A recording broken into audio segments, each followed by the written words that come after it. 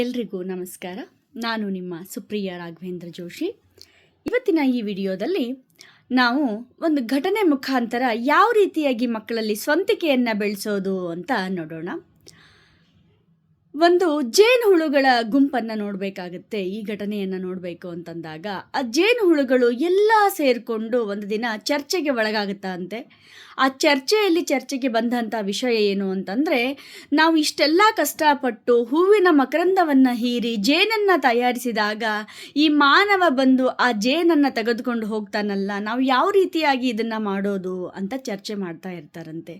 ಆಗ ರಾಣಿ ಜೇನುಹುಳ ನಗುತ್ತಾ ಇದಕ್ಕೆ ಉತ್ತರವನ್ನು ಕೊಡುತ್ತಂತೆ.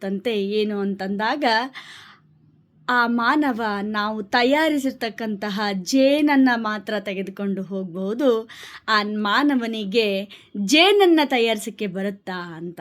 ಸೊ ಹಾಗಾಗಿ ನಾವು ಈ ಒಂದು ಉದಾಹರಣೆ ಮುಖಾಂತರ ಕಲಿಯೋದೇನು ಒಂದು ಜೇನು ಹುಳುವಿನಿಂದ ಅಂತಂದಾಗ, ನಾವು ಜೀವನದಲ್ಲಿ ಸ್ವಂತಿಕೆಯನ್ನು ಬಳಸ್ಕೊಳ್ಬೇಕು. ನಮ್ಮಲ್ಲಿ ಆ ಸ್ವಂತಿಕೆಯ ಶಕ್ತಿ ಇದ್ದಾಗ ಯಾವರು ಏನನ್ನು ನಮ್ಮಿಂದ ಕಸಿದುಕೊಂಡು ಹೋಗೋಕ್ಕೆ ಸಾಧ್ಯ ಆಗೋದಿಲ್ಲ ಅಂತ ಹೇಳ್ತಾ, ಮತ್ತೊಂದಿಷ್ಟು ವಿಡಿಯೋಗಳೊಂದಿಗೆ ಮತ್ತೊಂದಿಷ್ಟು ವಿಷಯಗಳೊಂದಿಗೆ ತಮ್ಮೆಲ್ಲರನ್ನ ಭೇಟಿಯಾಗ್ತೇನೆ. ದಯವಿಟ್ಟು ಇಂತಹ ವಿಷಯಗಳನ್ನು ಬಯಸಿದಲ್ಲಿ ಫಾಲೋ ಮಾಡಿ, ಸಬ್ಸ್ಕ್ರೈಬ್ ಮಾಡಿ. ಧನ್ಯವಾದಗಳು.